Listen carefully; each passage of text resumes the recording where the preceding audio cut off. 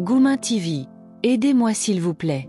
J'ai couché avec mon oncle sans savoir et le secret me ronge depuis 11 ans déjà. Il m'a invité chez lui. Quand je suis arrivée, il m'a dit « Ton visage ressemble à la famille de mon père, mais nous n'avons pas fait attention et avons considéré cela comme une simple coïncidence. »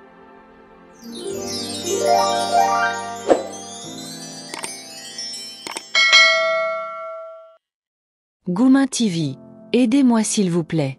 J'ai couché avec mon oncle sans savoir et le secret me ronge depuis 11 ans déjà. La famille. Je suis une fille de 28 ans. Je vivais avec ma grand-mère et ma petite sœur pendant que notre mère était en Angola.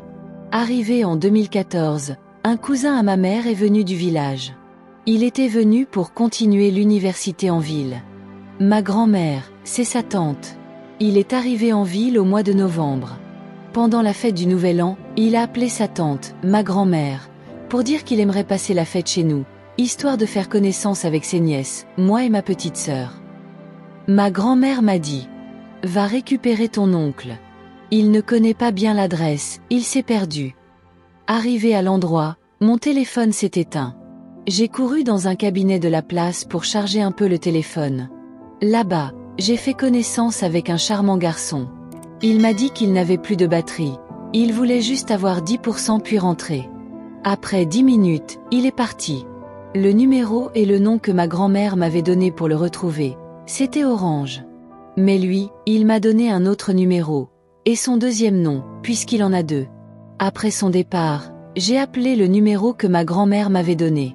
On m'a dit qu'il était déjà parti. Je suis rentrée à la maison. J'ai dit à ma grand-mère qu'il était rentré parce qu'il faisait nuit déjà. Après la fête, on s'est appelé avec le monsieur. Il m'a invité chez lui. Quand je suis arrivée, il m'a dit « Ton visage ressemble à la famille de mon père, mais nous n'avons pas fait attention et avons considéré cela comme une simple coïncidence. » Après plusieurs causeries, nous avons couché ensemble. Je suis retournée le soir. Un mois plus tard, il est venu chez nous avec mon autre oncle. Quand je l'ai vu, je me suis dit « Peut-être c'est l'ami de mon oncle. » Mais quand ma grand-mère est sortie, elle a crié « Le fils de mon grand frère. Mon fils. » Je vous dis, j'étais plus en vie. Mon âme a quitté mon corps. Lui aussi est resté figé.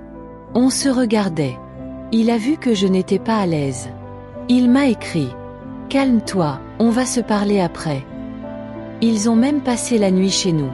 Cette nuit-là, je n'ai pas fermé l'œil. Le matin, ils sont partis.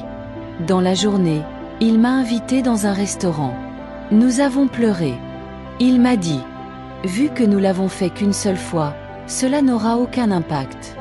Gardons le secret et emmenons-le dans nos tombes. » Mais voilà, 11 ans après, je ne suis pas à l'aise. J'ai peur de le dire à ma maman parce qu'on va me condamner. S'il vous plaît, que dois-je faire? Si je vais me confesser chez les pasteurs, est-ce que je serai libre? Ou je dois tout dire à la maison?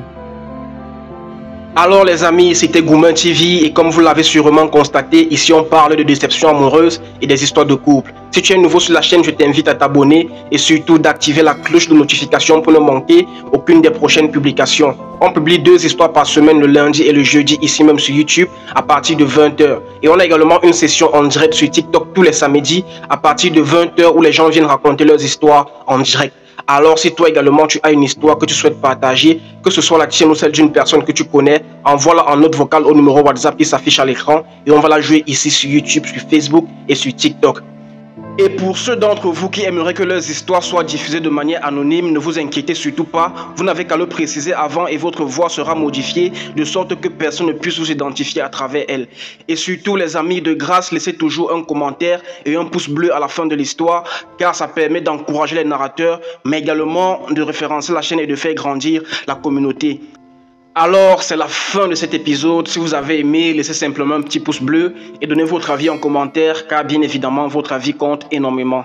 Sur ce, on se revoit très bientôt pour un nouvel épisode. Portez-vous bien, prenez soin de vous et que la paix soit sur vous.